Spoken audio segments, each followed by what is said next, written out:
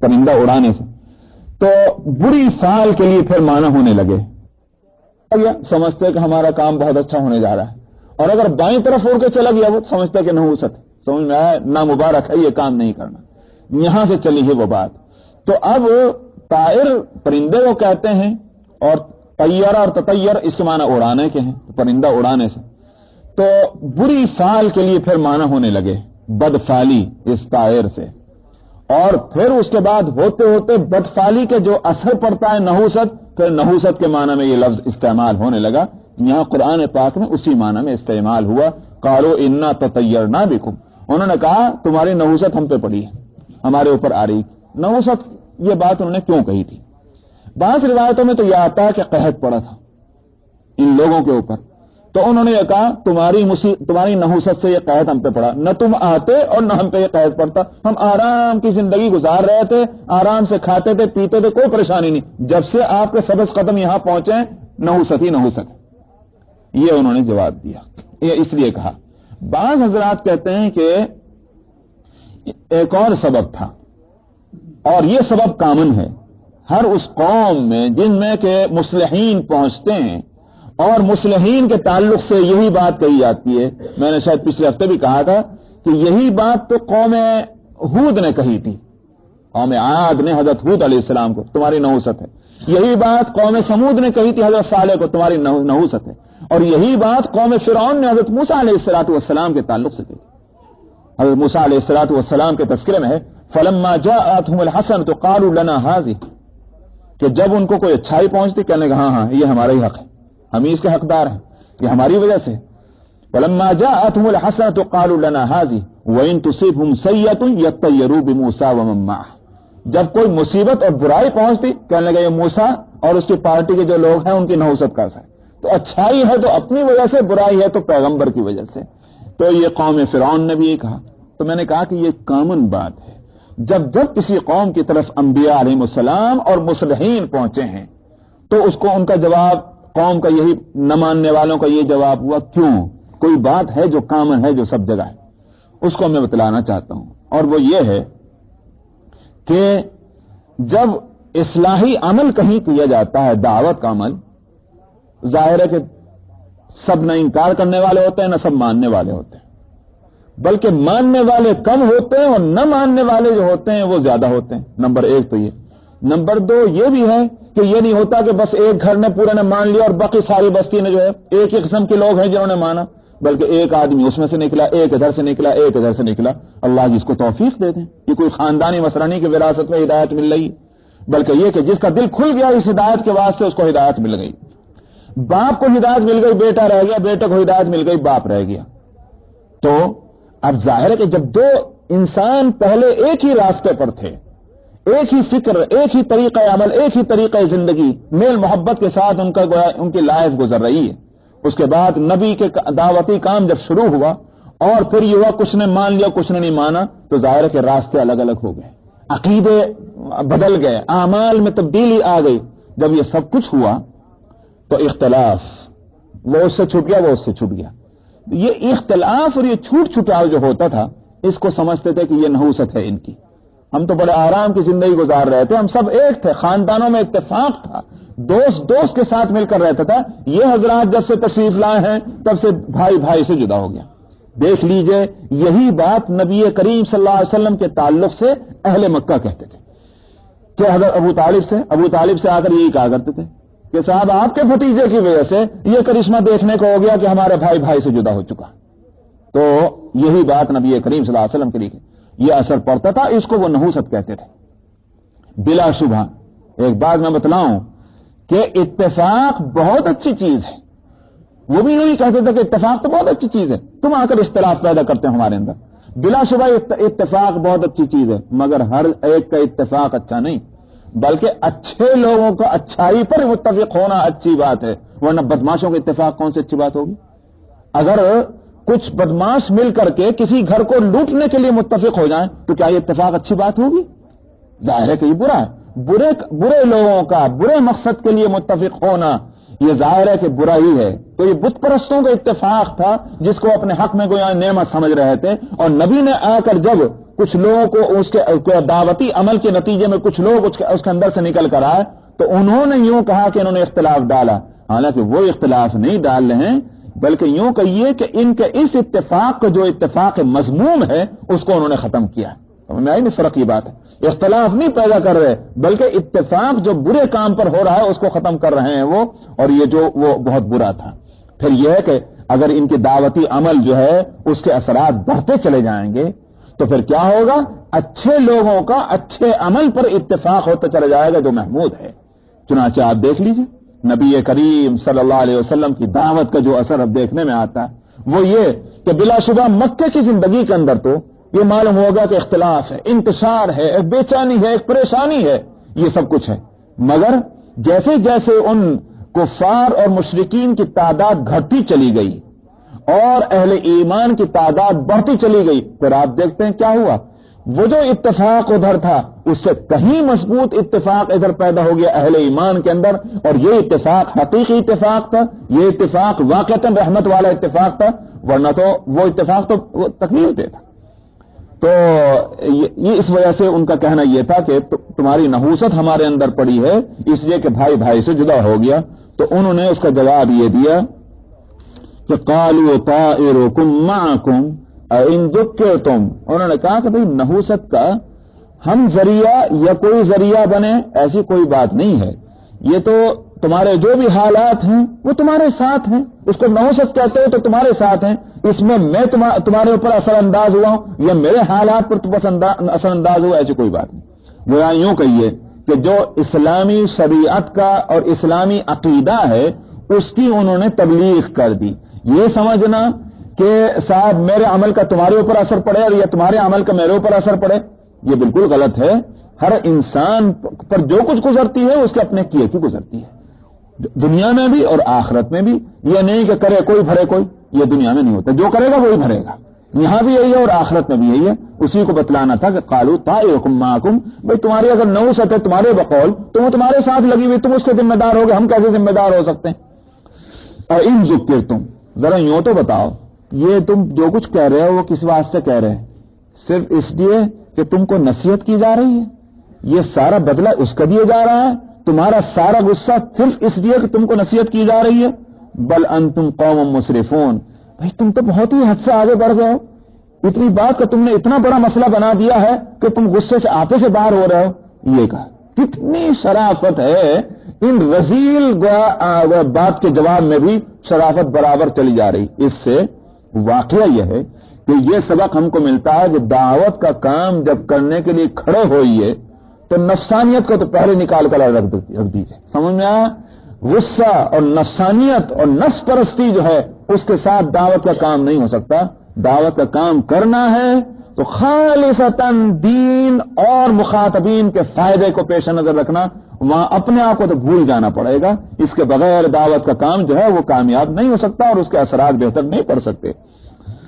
وجاء من اقصى المدينة رجل يسعى, یہ بات ہو ہی رہی تھی. قرآن پاک نے تو اس کو بڑے مختصر انداز میں بیان کیا. ظاہر ہے کہ یہ 1 منٹ کی داستان تو ہے نہیں کہ جو قرآن شریف نے اس کو بیان کیا. ایک وقت گزرا ہے, ان کو مصیبتیں جھیلتے جھیلتے, جس کو انگلش میں کہتے ہیں اسٹرگل کرتے کرتے ایک عرصہ گزرا ہے. قرآن نے تو ایک اسٹوری مختصر طور پر بتلائی کہ کیا ہوا اس کا نتیجہ. یہ سب کچھ ہو ہی رہا تھا کہ شہر کے ایک کنارے سے ایک آدمی دوڑا چلا آیا. وجاء رجل, ایک آدمی آیا شہر کے کنارے سے دوڑتا ہوا یسعى. یہ تو واقعی دوڑتا ہوا آیا کیونکہ صحیح کہتے ہیں دوڑنے کو. اسی واسطے آپ دیکھتے ہیں جو حجاج حج کرنے کے لیے جاتے ہیں یا عمرہ کرنے والے عمرہ کرتے ہیں تو صفا اور مروہ کے درمیان میں وہ صحیح ہوتی ہے. اس صحیح کو صحیح اسی لیے کہتے ہیں کہ میلین اخضرین کے درمیان میں ذرا رفتار کو تیز کیا جاتا ہے, تو اس واسطے اس کو صحیح کہا جاتا ہے کہ اس میں تھوڑا تھوڑا دوڑتے ہیں. نہ اس طرح کے معلوم ہوتا ہے کہ بعض لوگوں کو دیکھا اپنی پوری جوانی اسی میں خرچ کر دیتے ہیں, اتنا تیز دوڑتے ہیں, وہ بھی سنت کے خلاف ہے. طرح تیز رفتار ذرا چلنا مقصود ہے, تھوڑا قدم تیز اٹھائے جائیں. تو صحیح یا تو اس معنی میں ہے کہ واقعتاً جیسے ہی ان کو معلوم ہوا کہ وہ اچھے لوگ آئے تھے مصلحین دعوت کا کام کرنے کے واسطے, وہ قوم جو ہے وہ ان کو ستا رہی ہے, وہ خبر ان کو پہنچی، وہ واقعی دوڑتا ہوا چلا آیا. یا پھر سعی کے ایک اور معنی بھی ہیں، اور وہ ہے اہتمام کے ساتھ، پوری توجہ کے ساتھ کوئی کام کرنا. سمجھ میں آیا؟ یہ بھی سعی کے لیے. اسی واسطے قرآن پاک میں یہ لفظ آیا، یا ایھا الذین آمنوا اذا نودی للصلاۃ من یوم الجمعۃ فاسعوا الی ذکر اللہ وذروا البیع. اے ایمان والو، جب تم اذان جمعہ سنو تو تم اللہ کی یاد کی طرف چل پڑو اور بزنس و بیپار چھوڑ دو. تو وہاں سعی کا لفظ ہے فسعوا. یہ معنی نہیں کام چھوڑو اور بھاگ کے چلے جاؤ، ورنہ اگر بھاگ کے نہ گئے تو شاید اس حکم کا پر عمل نہیں ہوگا. بھگانا مقصود نہیں ہے، اہتمام مقصود ہے کہ اس کا اہتمام اتنا تمہارے دلوں میں ہونا چاہیے کہ سارے کام چھوڑو، بس اب پوری توجہ تمہاری جو ہے ادھر ہی لگ جانی چاہیے، ادھر جانے کی طرف. اسی لیے یہ لفظ جو ہے وہ جو آتا ہے کہ السعی منا والاتمام من اللہ، کوشش کرنا ہماری طرف سے ہے، کوشش کو پورا کر دینا اللہ کی طرف سے. یہاں بھی السعی کا لفظ کوشش اور اہتمام کے لیے آیا. تو یہاں دونوں معنی کی گنجائش ہے. یا تو وہ حضرت واقعی دوڑتے ہوئے آئے، اور یا پھر یہ کہ پورے انہوں نے یوں کہیے کہ پورے توجہ کے ساتھ اور جدوجہد انہوں نے اس میں لگائی اور محسوس کیا اس رسپانسبلٹی کو، اور احساس ان کا بیدار ہوا اور اس احساس کے ساتھ چل کر آئے. قال یا قوم اتبعوا المرسلین. یہ کون صاحب تھے؟ ان کے حالات میں وہی جو کعب احبار کی روایتیں ہیں ان میں یہ ہے کہ یہ صاحب خود بھی بت پرست تھے. پہلے بت پرستی یہ بھی کرتے تھے، لیکن یہ بیمار تھے، جزام کا بیمار، جزام کوڑ کی بیماری ہوتی ہے، وہ اس طرح کی بیماری ان کو لگی ہوئی تھی، اور بتوں سے اپنی خوب التجائیں کیا کرتے تھے، مگر بیماری ٹس سے مس نہیں ہوتی تھی. اتفاق سے اچھا ان کا گھر جو تھا وہ شہر کے جس کنارے پر تھا، وہ اسی کنارے پر گویا دروازہ، پہلے جو شہر پناہیں بنے کرتے تھے شہروں کے کنارے، اور اس میں دروازے ہوا کرتے تھے. یاد ہوگا صاحب دلی کے اندر صاحب وہ دلی دروازہ، لاہوری دروازہ، کشمیری دروازہ، یہ اسی طرح سے یہ سب کیا ہے، وہ شہر کے جو شہر پناہ ہوا کرتی تھی، باہر سے آنے والوں کے لیے دروازے بنے ہوتے تھے، انہی دروازوں سے آتے. ہی پرانا رواج ہے. تو اسی طرح سے اس شہر کے دروازے کے پاس اس کا گھر تھا. یہ مصلحین جو دو پہلے آئے تھے اسی دروازے سے آئے تھے شہر کے اندر، تو پہلا سابقہ اسی سے پڑا. اس کا نام بتلایا جاتا ہے حبیب نجار، کیونکہ یہ بڑھئی کا کام کرتے تھے. نجار بڑھئی کو کہتے ہیں، کارپینٹر، تو نجار عربی میں اس کو کہتے ہیں. تو حبیب نجار ان کا نام آتا ہے. تو انہوں نے جو دیکھا کہ بڑی صورت سے بہت نیک اچھے بھلے آدمی معلوم ہوتے ہیں اور مسافر ہیں، پوچھا کیا ہے، تو انہوں نے دعوت دی کہ ہم اس لیے آئے. اس نے کہا کہ سیدھی بات یہ ہے کہ میں ہوں بیمار اور اس بیماری کا کوئی علاج نہیں. تم ایک نیا مذہب لے کر آئے ہو اور کسی خدا کے تم عبادت کرنے کی دعوت دے رہے ہو. کیا تمہارا خدا تمہاری وجہ سے میری اس بیماری کو دور کر سکتا ہے؟ ان حضرات نے کہا کہ ضرور، ہمارا خدا سب کچھ کر سکتا ہے. وہی بیماری دیتا ہے، وہی شفا دیتا ہے، وہی زندگی دیتا ہے، وہی موت دیتا ہے. تم جس کے سامنے ماتھا رگڑا ان کے اختیار میں تو کچھ بھی نہیں. انہوں نے کہا میرے سمجھ میں نہیں آ رہی. انہوں نے کہا بھی تم اسلام قبول کر لو، ہم اس کے بعد دعا مانگیں گے، اللہ چاہے تو تمہاری تکلیف دور ہوگی. وہ مسلمان ہو گیا. ان دونوں نے دعا کی، اللہ تعالیٰ نے اس کو بیماری سے شفا دے دی. اب اس کے دل میں ایمان اور یقین پختہ ہو گیا، اور اس نے یوں کہیے کہ اپنی پوری زندگی اللہ کی عبادت میں لگا دی. یہ ان صاحب کا واقعہ ان کو جیسے ہی معلوم ہوا کہ وہ حضرات کہ جن کی وجہ سے مجھے ہدایت ملی اور واقعتاً جو وہ مذہب حق ہے جس کو میں نے پا لیا ہے، اس مذہب کا پرچار کرنے کے لیے وہاں پہنچے ہیں، تو ان کی درگتی ہو رہی ہے. اگر جان سے مار نہ دیں کہیں پتھراؤ کر کے، تو بیچارہ دوڑ کر آیا تھا. وہاں آ کر اس نے کہا قال یا قوم اتبعوا المرسلین. اس نے کہا کہ اے میری قوم، معلوم ہوتا اسی برادری کا ہے چونکہ، اے میری قوم ان پیغامبروں کی بات کو مان لو. اتبعوا، ان کو فالو کرو. اتبعوا من لا يسألكم اجرا وهم مهتدون. اس نے کہا کہ بات مانو اس کی جو تم سے اجرت نہیں چاہتے اور ہدایت پر ہیں. یہ دو باتیں ایسی کہی ہیں کہ بہترین دلیل ہیں کسی بات کو ماننے کے تعلق سے. ایک دلیل تو یہ ہے کہ یہ اجرت نہیں چاہتے، للہ فی اللہ کام کرتے ہیں. کیا مطلب ہوا؟ مطلب ہوا کہ بات کے ماننے میں جو ایک رکاوٹ ہو سکتی ہے وہ ہے خود غرضی. بھئی ایک آدمی آ کر کہہ رہا ہے ہو سکتا ہے اس کا کوئی فائدہ ہو، تو خود غرضی جو ہے یہ اس کے بات کے ماننے میں رکاوٹ بن سکتی ہے. معلوم ہوا یہ خود غرض نہیں ہے، کوئی اجرت نہیں چاہیے، کوئی دنیا کا فائدہ نہیں، کوئی ان کا ذاتی فائدہ نہیں، تمہارے فائدے کے لیے ہے. تو خود غرضی جو رکاوٹ ہو سکتی تھی وہ رکاوٹ یہاں ہے نہیں. دوسری چیز کیا ہے؟ وہم مہتدون، یہ خود ہدایت یافتہ ہیں، صحیح راستے پر ہیں.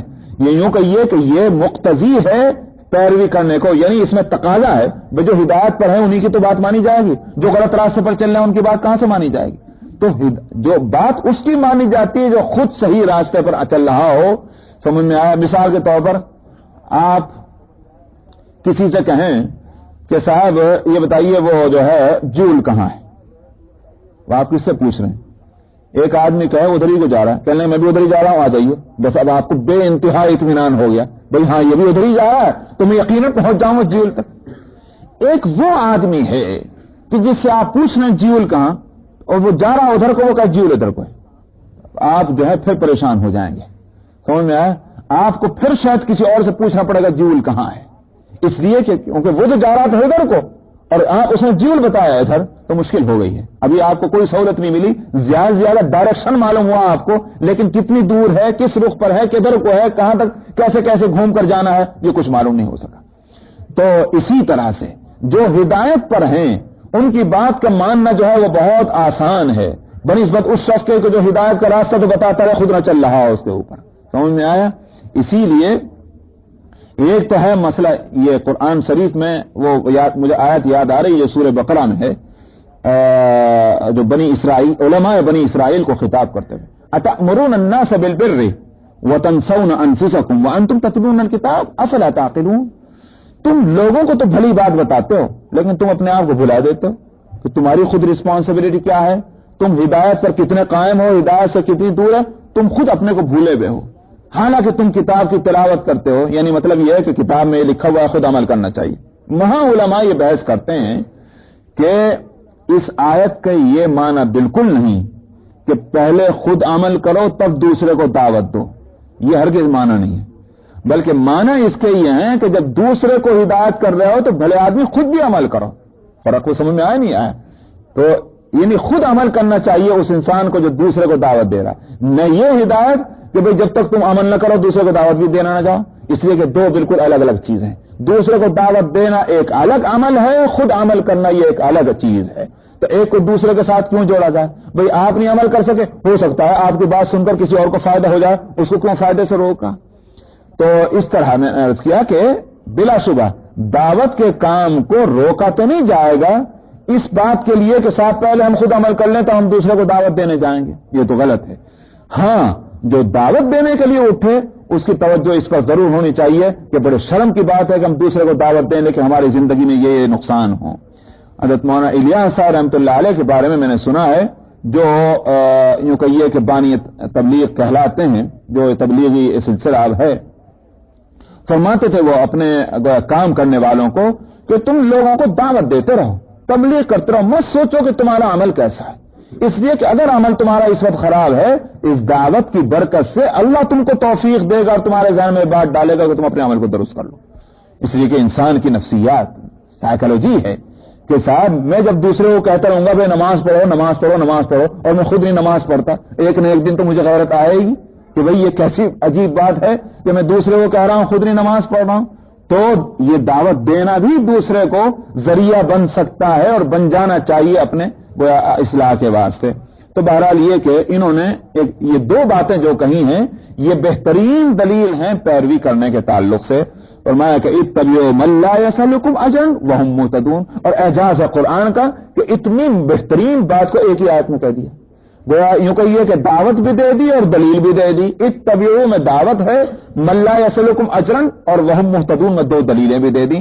یہ ہے قرآن کا اعجاز جو انسان کی بس کی بات نہیں کہ دو لفظوں کے اندر ایسی بات کہہ دیجئے کہ پورے دعوتی نظام کا ایک اصول سامنے آ گیا اس ایک آیت کے نتیجے میں. وَمَا لِيَ لَا أَعْبُدُ الَّذِي فَطَرَنِي وَإِلَيْهِ تُرْجَعُونَ. اس کے بعد واقعہ یہ ہے عجیب شان ہے، جب کسی کی اصلاح ہو جاتی ہے تو واقعتاً ایسا ہو جاتا ہے کہ جیسے سفید کپڑے کو کسی رنگ کے اندر آپ ڈالیں تو جب نکل کر آئے گا تو بالکل اس کی کایا پلٹ ہوتی. جب کسی کی اصلاح ہوتی ہے تو اصلاح سے پہلے کیا حالت اور اصلاح کے بعد کیا حالت، بالکل زمین اور آسمان کا فرق ہوتا ہے. عمر ابن الخطاب کو دیکھ لیجئے رضی اللہ عنہ، جب تک کافر تھے کیا پھونپھاں تھی، کیا سرکشی تھی، کیا طغیان تھا، لیکن جیسے ہی ایمان لے آئے فاروق اعظم بن گئے. سمجھ میں آیا؟ یہ اصلاح کا یہ اثر عجیب ہوتا ہے. یہاں یہی صورت دیکھنے میں آ رہی. کہاں تو یہ خود بت پرست تھے، بت پرستی چھوڑی، توحید کا عقیدہ اپنایا، اعمال کو درست کیا، اللہ اللہ میں لگ گئے. مگر کیا صرف اللہ اللہ میں لگ گئے؟ نہیں، اخلاق ایسے سمر گئے کہ جو انبیاء کے اخلاق ہیں وہ انبیاء کے ماننے والوں کے اخلاق بن گئے. یہاں بھی دیکھ لیجئے. میں ایک بات جس بات کو اوپر سے میں اشارہ کرتے چلا آ رہا ہوں کہ وہ جو پیغامبر یا پیغمبر ہیں کس طرح سے دعوت دے رہے ہیں، کیا ان کے اخلاق ہیں، قوم کس طرح سے ان کے ساتھ جو ہے برتاؤ کر رہی ہے، لیکن ان کا صبر کا پیمانہ جو ہے وہ کسی طرح چھلکنے نہیں پا رہا ہے. ان کا بھی حضرت کا سنیے کہ دعوت کا کام لے کر اٹھے ہیں یہ صاحب بھی جو ظاہر ہے کہ نہ نبی ہے نہ پیغمبر ہے نہ کچھ ہے، ایک ماننے والے ہیں، زیادہ زیادہ ان کا مقام ایک صحابی کا ہے. لیکن صحابی جو ہیں وہ یوں کہیے کہ پرتو ہو گئے، مظہر ہو گئے ہیں نبی کے کمالات کا. ان کا بھی آپ دیکھیں اخلاق کیا ہے کہ معلوم ہوتا ہے کہ انداز یہ ہے کہیں یہ بدک نہ جائیں. برائی کبھی اگر تذکرہ ہے تو اپنے اوپر ڈال کر گئے، ان اوپر ڈال کر نہیں کر رہے. تو کہتے ہیں وہ مالیا لا اعبد الذی فطرنی والیہ ترجعون. ارے بھائی مجھے کیا ہو گیا کہ میں اس کی عبادت نہ کروں جس نے مجھ کو پیدا کیا. یوں نہیں کہا تمہیں کیا ہو گیا، خدا کی مار تمہارے اوپر، تم کیوں نہیں عبادت کرتے اس کی جس نے تم کو پیدا کیا. یوں کہنے کی بجائے اپنے اوپر ڈال کر کہہ رہے ہیں. یہ میں کہتا ہوں یہ دعوت کا انداز ہے، یہ دعوتی اخلاق ہے. تو دیکھ لیجئے کہ اس بندے خدا میں کہ جس کو اس وقت کے نبی پیغمبر یا پیغامبر کے صحبت نصیب ہوئی ہے اور ان کے ذریعے سے اس کی اصلاح ہوئی، اس کے اخلاق بھی کس طرح بدل گئے. تو کیا ہو گیا مجھ کو کہ میں نہ عبادت کروں اس کی جس نے مجھ کو پیدا کیا، اور وہ الیہ ترجعون، اور تم سب کو اسی کی طرف تو لوٹ کر جانا ہے. یہ ایک لفظ ان کو کہہ دیا کہ تاکہ تم میں فکر پیدا ہو جائے کہ ہمیشہ یہاں نہیں رہنا، وہاں جانا، ذرا وہاں کی فکر کر لو. وَإِلَيْهِ تُرْجَعُونَ أَأَتَّخِذُ مِن دُونِهِ آلِهَةً إِن يُرِدْنِ الرَّحْمَنُ بِضُرٍّ لَّا تُغْنِ عَنِّي شَفَاعَتُهُمْ شَيْئًا وَلَا يُنقِذُونَ.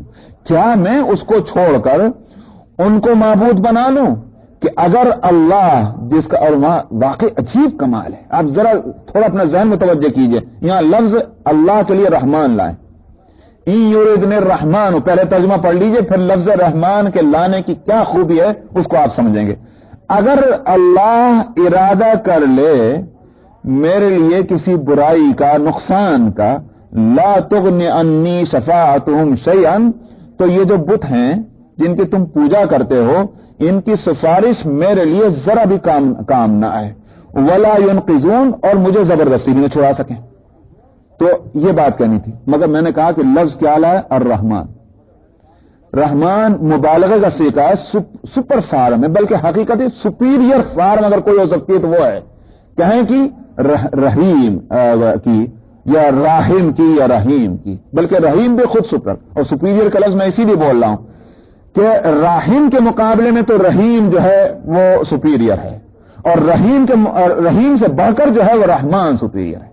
اس واسطے رحمان صرف اللہ کے لیے بولا جاتا اور کسی اور کے لیے نہیں، کیونکہ جو اتنے زبردست انداز میں رحم کرنے والا اللہ کے سوا اور کوئی نہیں کہ جو لفظ رحمان کے جو ترجمانی کرتا ہے اور اس قسم کے رحم کی. اس لیے کہ رحمان کے معنی ہے وسیع رحمت کے، وسیع رحمت کرنے والا. وہ وسیع دائرے میں ایسی طرح رحمت کرنے والا کوئی فرد اس کے رحمت سے بچ نہ سکے. سمجھا؟ یہ ہے رحمان کے معنی. اور رحیم کے معنی کیا ہے؟ رحیم کے اندر معنی ہے کہ مکمل مہربانی کرنے کے، یعنی جس پر مہربانی ہے اس میں کوئی کمی نہیں رہ گئی، بلکہ کمپلیٹ مہربانی اس پر کی گئی. سمجھا نہیں بات؟ دونوں کا فرق سمجھا.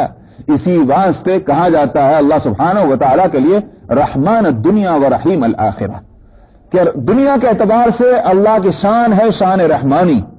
یہاں دیکھتے ہیں آپ، نہ کافر نہ مومن نہ مشرک کوئی بچتا ہی نہیں، ہر ایک پر اللہ کی رحمت ہے. دنیا کی زندگی میں کوئی ہے جو یوں کہتے مجھ پر اللہ کی مہربانی نہیں؟ سمجھ میں آیا؟ کوئی نہیں کہہ سکتا، اس لیے کہ زندگی گزر ہی نہیں سکتی اللہ کے رحم اور کرم کے بغیر. یہ سانس چل رہا ہے، پانی پی رہا ہے، کھانا کھا رہا ہے، اس میں کوئی تقسیم نہیں کہ یہ مشرک ہے اس کو کھانا نہیں ملے گا اور یہ بت پرست ہے اس کے سانس نہیں آنے دیا جائے گا، یہ نہیں۔ تو دنیا کے اندر اللہ کی رحمت کی وسعت کا نظارہ ہے، تو یہ شان رحمانی اللہ کی۔ آخرت میں کیا ہوگا؟ آخرت میں یہ ہوگا کہ جس پر مہربانی ہوگی تکلیف اس کے پاس چھوئے گی نہیں، آئے گی نہیں۔ جس کو مہربانی کا مستحق بنا دیا گیا اس کو تکلیف نہیں اس کے پاس آئے گی، بس آرام ہی آرام ہے۔ اس واسطے وہاں شان رحیمی نمایاں ہوگی اللہ سبحانہ و تعالیٰ کی، اسی لیے رحمان الدنیا و رحیم الآخرہ کہا جاتا۔ میں نے یہاں عرض کیا لفظ رحمان لائے، کیا مطلب؟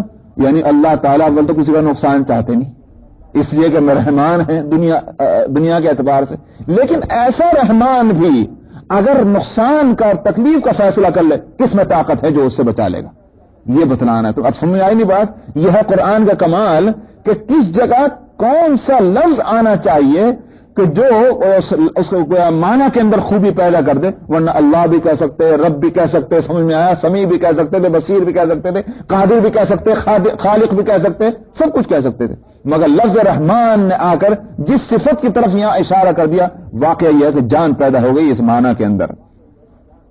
فرمایا کہ کیا میں بناؤں اس اللہ کو چھوڑ کر معبود کہ اگر رحمان ارادہ کرے نقصان پہنچانے کا تو ان کی سفارش مجھے ذرا فائدہ نہ پہنچا سکے، کیونکہ سفارش اگر تو یہ معبود کہاں سے، ان کو حق کیا سفارش کرنے کا؟ سفارش ہوگی وہاں اللہ کے ہاں، مگر اصل میں سفارش ان کی ہوگی جن کو سفارش کرنے کی اجازت ہوگی۔ من یشفع عنده الا باذنہ، کون سفارش کر سکتا ہے؟ جس کو اللہ اجازت دیں گے وہی سفارش کریں گے۔ معلوم ہوا پہلے مہربان اللہ میں ہوں گے، سمجھ میں آیا؟ تو یہ تو ایک بہانہ ہوگا سفارش، ورنہ حقیقتاً فیصلہ اللہ سبحانہ و تعالیٰ کر چکے ہوں گے مغفرت کرنے کا۔ اس نقطے کو بھی سمجھ لیجیے آپ، سفارش تو ایک ذریعہ ہے، یہ یوں کہ یہ سفارش کرنے والے کے درجے کو بڑھایا جا رہا ہے کہ ہمارے ہاں ان کا درجہ بہت اونچا ہے، یہ بتلانے کے واسطے سفارش کا موقع دیا جا رہا ہے، ورنہ جب سفارش کی اجازت دی جائے گی اس کے معنی یہ کہ انہوں نے فیصلہ فرما لیا ہے کہ ان کی مغفرت کی جائے گی۔ چنانچہ آپ دیکھ لیں کہ قیامت کے تذکرے میں جو آتا ہے کہ نبی کریم صلی اللہ علیہ وسلم جو شافع محشر ہیں، اس مقام شفاعت پر پہنچ کر کے وہ طویل مدت تک سجدہ ریز ہوں گے اور اللہ سبحانہ و تعالیٰ کی بڑائی، تسبیح اور تقدیس بیان کرتے رہیں گے۔ کتنا عرصہ گزرے گا نہیں معلوم، اور کیا تسبیح اور تقدیس ہوگی نہیں معلوم۔ آخر وہ اللہ سبحانہ و تعالیٰ کی رحمتیں متوجہ ہوں گی اور فرمایا جائے گا ارفع راسک سل یا محمد، تو ہوتا اپنا سر اٹھاؤ ہے محمد، مانگو دیا جائے گا۔ وہ تو پہلے ہی اعلان ہو رہا دیا جائے گا، تب نبی کریم صلی اللہ علیہ وسلم اپنا سر مبارک اٹھا کر کہیں گے امتی امتی، میری امت کی بخشش، میری امت کی بخشش۔ تو پہلے کہہ دیا جائے گا کہ سر اٹھا کر مانگو دیا جائے گا، تو یہ دیا جائے گا کہ فیصلہ تو پہلے آ رہا ہے۔ تو اس لیے میں نے کہا کہ یہ تو ایک بہانہ ہے، ورنہ حقیقتاً مہربانی تو ان کی پہلے ہی متوجہ ہو چکی، اس لیے یہاں کہا گیا کہ لا تغنی عنی شفاعتہم شیئا، کسی کی سفارش جو ہے وہ نہیں بچا سکتی، اور نہ سفارش جو ہے وہ کارآمد ہو سکتی اور نہ کوئی زبردستی چھڑا کے لا سکتا ہے کہ بھئی ہم بھی معبود تم بھی معبود، ہماری بات مانو نہیں تو ہم تم سے لڑ رہے ہیں، اس طرح کی کوئی بات وہاں نہیں چل سکے گی۔ انی اذا لفی ضلال مبین، تو پھر میں اس صورت میں اگر اس راستے کو چھوڑ کر تمہارا راستہ اختیار کروں تو بتاؤ میں تو نقصان میں پڑ جاؤں گا کھلے طور پر، اس لیے کہ نادانستگی میں غلط راستے پر چلا تو معاف ہو سکتا ہے، جب میں اس حقیقت کو جانتا ہوں کہ اس کی بارگاہ میں کسی کی نہیں چلتی تو میں غلط راستے پر چلوں گا تو میں تو کھلے گمراہی میں چلا گیا۔ بس یہ تک رکھیے، بقیہ آئندہ ہفتے باقی۔ انی آمنت بربکم فاسمعون قیل ادخل الجنة قال یا لیت قومی یعلمون بما غفر لی ربی وجعلنی من المکرمین وما انزلنا على قومه من بعده من جند من السماء وما كنا منزلين إن كانت إلا صيحة واحدة فإذا هم خامدون يا حسرة على العباد ما يأتيهم من رسول إلا كانوا به يستهزئون ألم يروا كم أهلكنا قبلهم من القرون أنهم إليهم لا يرجعون وإن كل لما جميع لدينا محضرون وآية لهم الأرض الميتة أحييناها وأخرجنا منها حبا فمنه يأكلون وجعلنا فيها جنات من نخيل وأعناب وفجرنا فيها من العيون ليأكلوا من ثمره وما عملته أيديهم أفلا يشكرون سبحان الذي خلق الأزواج كلها مما تنبت الأرض ومن أنفسهم ومما لا يعلمون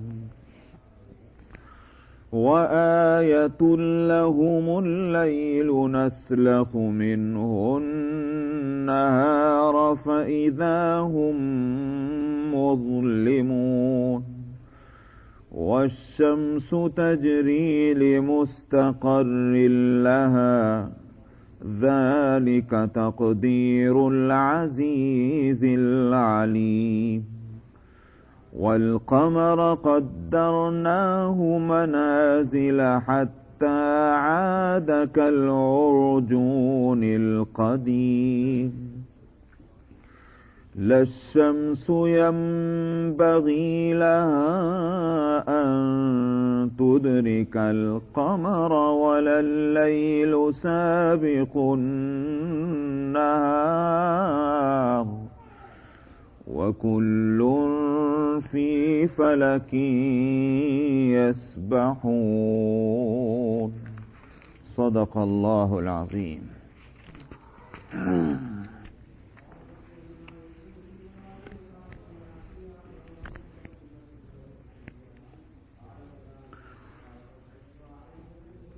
तज़किरा चल रहा है कि इस बस्ती में दो पैगाम रसां और उसके बाद उनकी मुआवनत और मदद के लिए तीसरे एक पैगाम बर को शामिल किया गया था जब कौम ने उनकी दावत इस्लामी को ठुकरा दिया और दरपे आज़ार हुए, उनको नुकसान पहुंचाने के लिए तैयार हुए, तो एक शख्स जो पहले ईमान ला चुका था वो बस्ती के किनारे से दौड़कर आया और उसने लोगों को नसीहत की, बस्ती वालों को, कि तुम ऐसा मत करो, जिस चीज़ की ये दावत दे रहे हैं इसके कबूल करने ही में फ़ायदा है।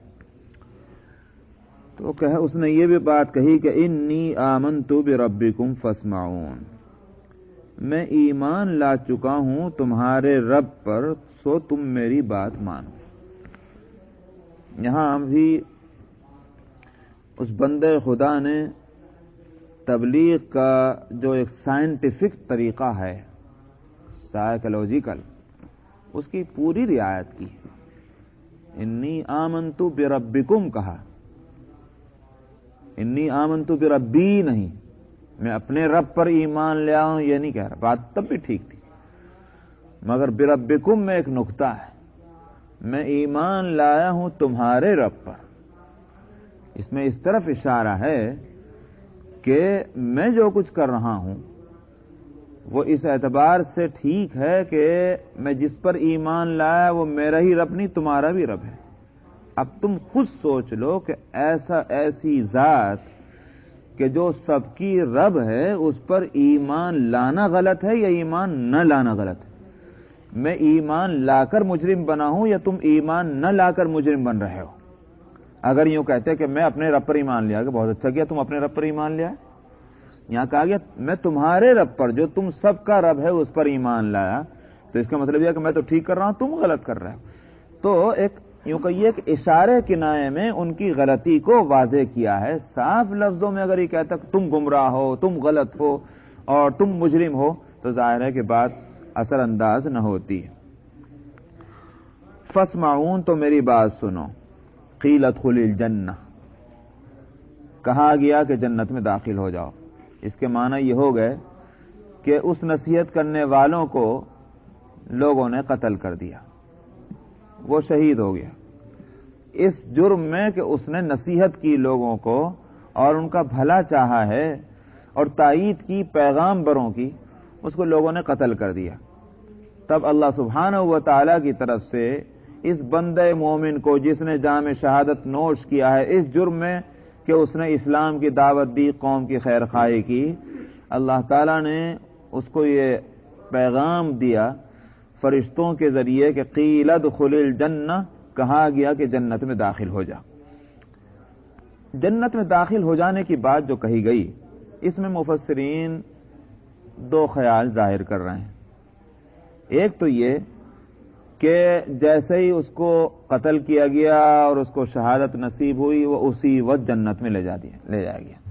اللہ تعالیٰ نے فرمایا جنت میں داخل ہو جائے، وہ جنت میں داخل کر دیا گیا. ایک خیال تو یہ ہے لوگوں کا. تو اس کے معنی یہ ہیں کہ قیامت سے پہلے نہ صرف یہ کہ جنت کا وجود ہے بلکہ جنت میں داخلہ بھی ہے. اس سے یہ بات سمجھ میں آتی ہے. تو اب اس میں سوالات پیدا ہوتے ہیں کہ حساب و کتاب قیامت میں ہوگا، روز محشر، تو اس سے پہلے کسی کو جہنم میں اور جنت میں بھیجنے کا کیا مطلب؟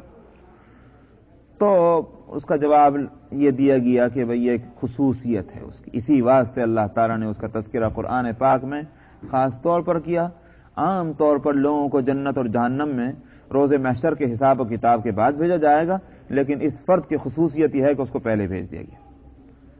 دوسرا خیال مفسرین کا یہ ہے کہ اس کو جنت میں بھیجا نہیں گیا.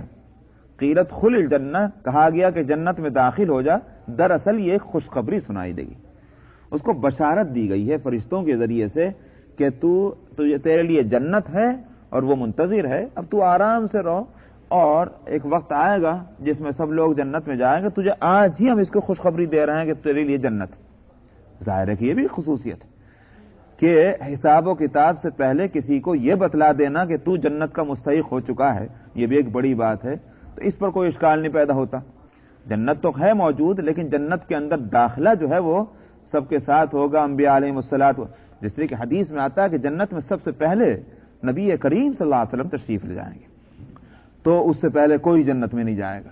تو اب اس صورت میں کوئی اشکال نہیں پیش آتا کہ یہ آدمی جو ہے پہلے ہی پہنچ گیا جنت میں، یا کوئی اور بھی جا سکتا ہے جنت میں پہلے.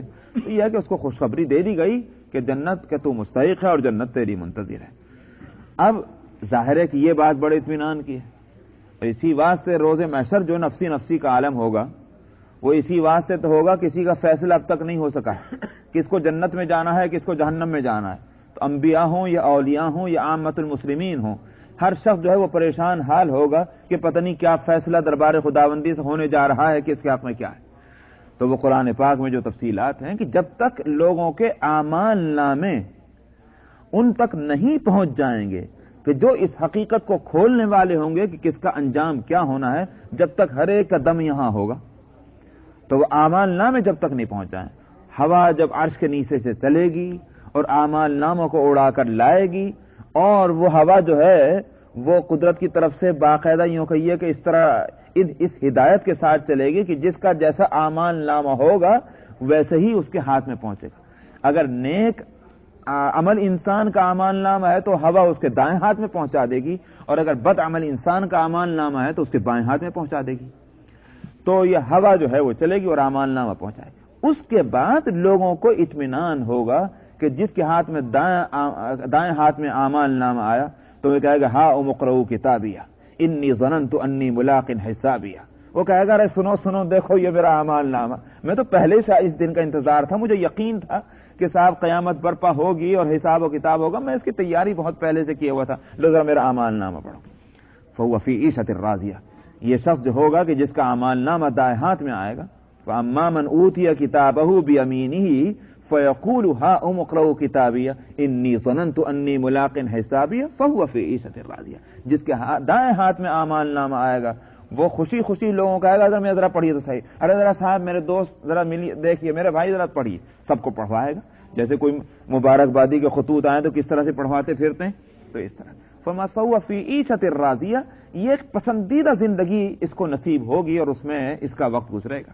واما من اوتی کتابہ بشمالہ فیقول یا لیتنی لم اوت کتابیہ ولم ادر ما حسابیہ یا لیتہا کانت القاضیہ. تو جس کے بائیں ہاتھ میں جو ہے وہ پہنچ جائے گا، وہ کہے کاش یہ اعمال نامہ میرے پاس آتا ہی نا، جس کا انتظار ہو رہا تھا. اس سے پہلے تو منتظر تھے کہ اعمال نامہ آئے، لیکن جب بائیں ہاتھ میں آیا وہ کہے گا برباد ہو گیا، میں تو ہلاک ہو گیا، اس سے تو یہ اعمال نامہ میرے پاس آنا ہی نہیں. تو میں نے عرض کیا کہ اس وقت سے پہلے ہر شخص پریشان ہوگا، نفسی نفسی کے عالم میں ہوگا.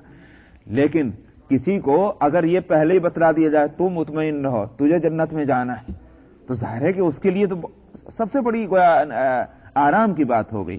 تو اس لیے میں نے کہا کہ قیل ادخل الجنہ، اس بندے خدا کو مرنے کے ساتھ ہی خوشخبری دے دی گئی کہ تو جنت میں داخل ہونے والا ہے. لیکن واقعی اللہ تعالیٰ جس کو منتخب فرما لیتے ہیں اس کے حالات ہی بدل جاتے ہیں.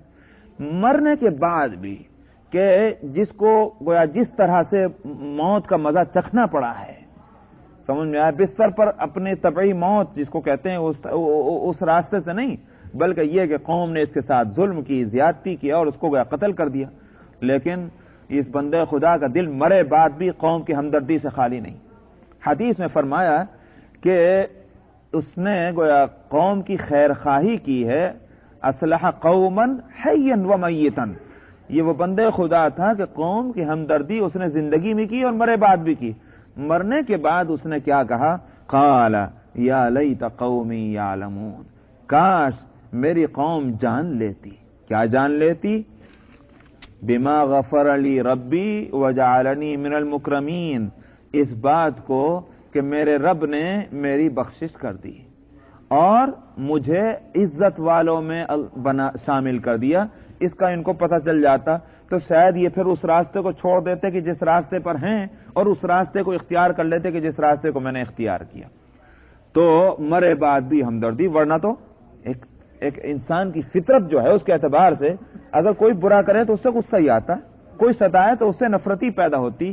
تو یہ نفرت اور غصے کے بجائے ہمدردی کا جذبہ جوں کا توں قائم رہنا، یہی دراصل ایک اللہ کے خاص بندوں کی ایک شان ہے. نبی کریم صلی اللہ علیہ وسلم کو دیکھ لیجیے کہ بھائی جنہوں نے پتھر مارے، جنہوں نے راستے میں کانٹے بچھائے، جنہوں نے گندگی اور غلاظتوں کے بوجھ آپ کی گردن پر لا کر ڈالے، کیا ہوا؟ آپ نے کوئی بدلہ لیا؟ جس روز مکہ فتح ہوا ہر ایک ڈر رہا تھا کہ آج ہماری خیر نہیں، ساری جو کچھ کی تھی ہم نے سب کی آج کسر نکلنی ہے. سمجھ آیا؟ دنیا کو اصول یہی ہے، ان کو آج اختیار ہے، یہ جس کی چاہے گردن اڑا دیں گے. تو ہر ایک جو ہے وہ خائف. نبی کریم صلی اللہ علیہ وسلم دیکھ رہے ہیں، محسوس کر رہے ہیں آخر کہ بھائی لوگوں کو چہروں کو پڑھنا تو اگر ہر ایک کر سکتا ہے تو کیا نبی نہیں کر سکتا؟ کیا گزر رہی ہوگی ان کے اوپر.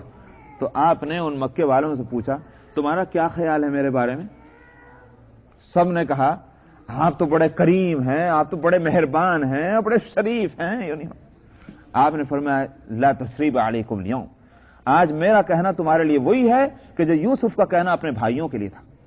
آخر یوسف نے بھی تو اپنے بھائیوں کو ان کے سارے ظلم اور زیادتی کا کیا بدلہ دیا؟ ان بھائیوں نے جنہوں نے ان کو کنویں میں پھینک دیا تھا، اقتلوا یوسف، قتل کر دو یوسف کو، اور اس طرح قتل کرنے کی کوئی انہوں نے کارروائی کو پورا کیا کہ کنویں میں لے جا کر ڈال دیا، مر جائے گا اپنے آپ خود ہی، ہم کیوں اس کے خون کو اس کے خون سے اپنے ہاتھوں کو رنگے.